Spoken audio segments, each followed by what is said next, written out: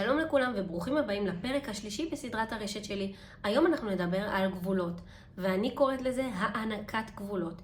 כי גבולות זה מתנה לילדים שלנו, זה הקרקע היציבה, זה מה שעושה להם סדר וגורם להם לביטחון מה נכון עבורם. חשוב לי להגיד שגבולות, לכל משפחה יש את הגבולות שלה, זה לא איזושהי רשימת מכולת קבועה כזאת שצריכה להיות מסודרת ו-X מה נכון ומה לא נכון. כל משפחה, לפי הילדים שלה, לפי הצרכים שלה, מתאימה לעצמה את הגבולות שלה. אז איך אנחנו עושים את זה? קודם כל, חשוב שתדעו שהגבולות נוצרים מתוך האתגרים היומיומיים. אני ממליצה לשבת ביחד ההורים ולחשוב רגע מראש מה אני רוצה שיהיה בבית. איזה אתגרים יומיומיים וקשיים אני חווה כהורה עם הילדים שלי, ומה הגבולות שהם צריכים בבית הזה. ברגע שאתם יושבים וקובעים את הכל מראש, אתם מגיעים מול הילדים אסופים ומסודרים ולא שולפים מהמותן כל מיני אסור ומותר. אפשר לחלק את הגבולות לכללים ולחוקים. חוקים זה משהו שהוא כמו קו אדום, שאפשר להגיד באמת אסור או מותר, שאנחנו יודעים שזה דברים מאוד מאוד ספציפיים בבית.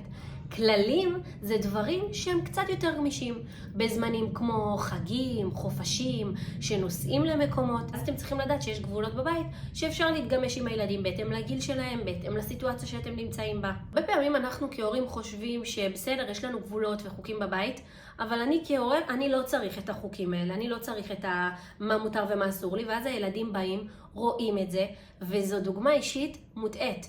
וזה גורם לגבולות בבית להתערער. ולכן חשוב שתדעו שחוקים וכללים בבית שאתם עושים ומחליטים, הם גם חלים עליכם ההורים. באמת מול הילדים תתנהגו כמו שאתם רוצים שהם יתנהגו. אז תשבו עם עצמכם, תחשבו מה אתם רוצים שיקרה בבית.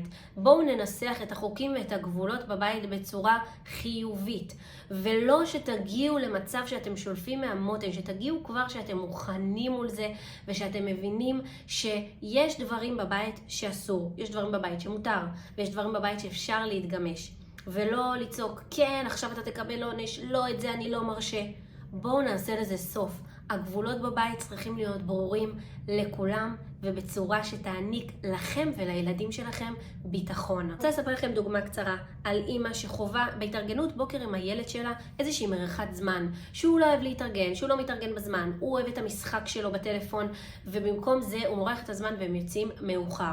מה שאנחנו עשינו זה אנחנו מיקדנו קודם את הקושי. כמו שאמרתי לכם בהתחלה, אנחנו ממקדים את הקושי, אנחנו מבינים מה אני רוצה שיהיה, מה האידיאל שלי בבוקר, אוקיי? ונניח ומצאנו שהוא באמת אוהב את המשחק הזה בטלפון, אז מה שעשינו זה בחרנו את הגבול שעד השעה 7 הוא מוכן בזמן. ואז הענקנו לו איזושהי בחירה שהוא יבין שהוא אחראי להתנהגות שלו.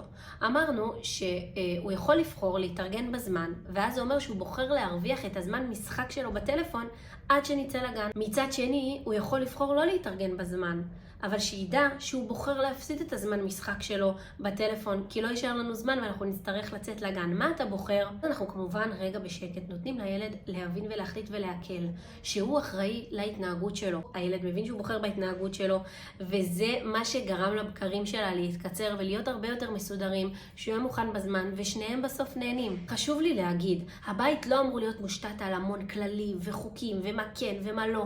תבחרו את המוקדי קושי, זה יכול להיות גם דברים מאוד מאוד בודדים, אבל זה מה שיעשה לכם סדר בבית. תבחרו את המוקדי קושי, תנסחו את הכללים ואת הגבולות שאתם רוצים שיהיה לכם בבית, והעיקר שתהיו עקביים, תתמידו בזה. הילדים מרגישים כשיש סדר ושיש התמדה במשהו, וככה יהיה לכם בית עם גבולות, עם ביטחון ועם סדר. שיהיה בהצלחה. בפרק הבא אנחנו נלמד על חיזוקים, איך חיזוקים חיוביים משפיעים על התמודדות עם אתגרים ביום יום עם הילדים שלנו. אז נתראה.